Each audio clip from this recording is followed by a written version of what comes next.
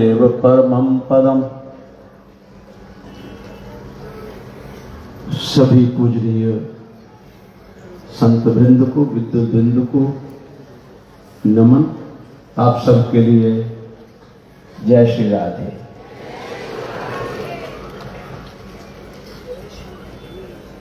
पुण्य स्मरण करने का समय है। उन पुण्यात्मा, धर्मात्मा, विश्वात्मा,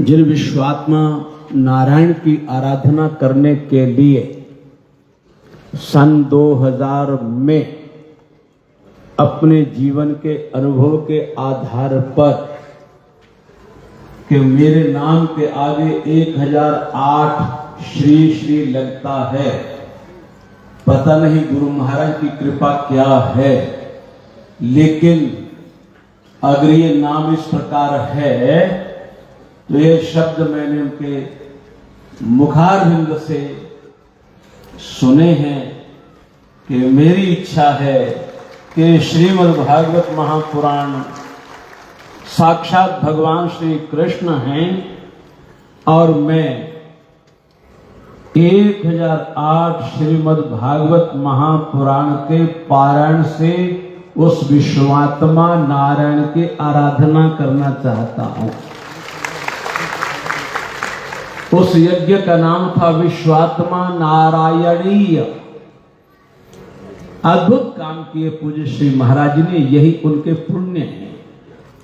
और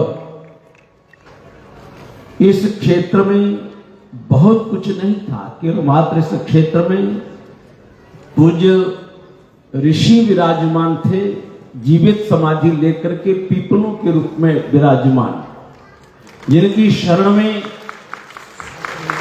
आदि गुरु बाबा रुद्रानंद जी महाराज विराजमान हुए। संतों ने कहा, ऋषियों ने कहा, यहां बगैर साधना के रहना संभव नहीं है। प्रतिज्ञा की, मैं भी प्रतिज्ञा करता हूं और आगे की जो पीढ़ियां आने वाली हैं सभी यहां पर तपस्या करेंगी और इस आश्रम को भी संभालेगा जो तपस्या करेगा।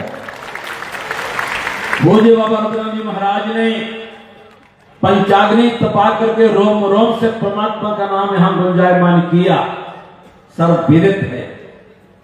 और धूने के रूप में अखंड अग्नि को विराजमान किया सन 1850 में।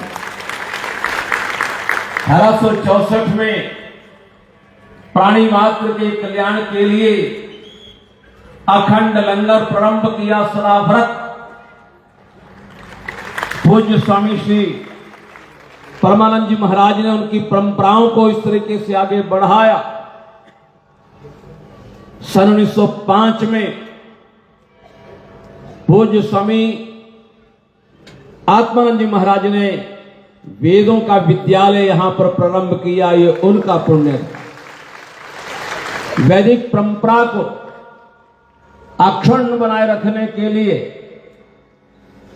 जो ज्योति उन्होंने जलाई, उस ज्योति का प्रकाश ही हमारे ब्रह्मलीन पूज्य श्री महाराज जी को प्राप्त हुआ, जो यहाँ विद्यार्थी बन करके आए थे और महा आचार्य बन करके रहे। और उनके पुण्यों की क्या प्रशंसा की जाए। श्री गुरु महाराज ने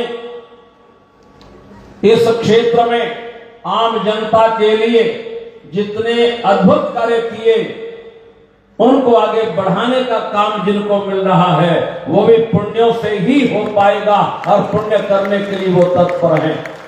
ब्रह्मलीन श्री महाराज जी ने आम जनता के कल्याण के लिए इस आश्रम में चारों वेदों को विराजमान किया, ये उनका पुण्य है। हमें वेदों का दर्शन कहीं मिलता है तो इस क्षेत्र में केवल मात्र श्री गिरा बाबा रुद्रानंद आश्रम में उन्हें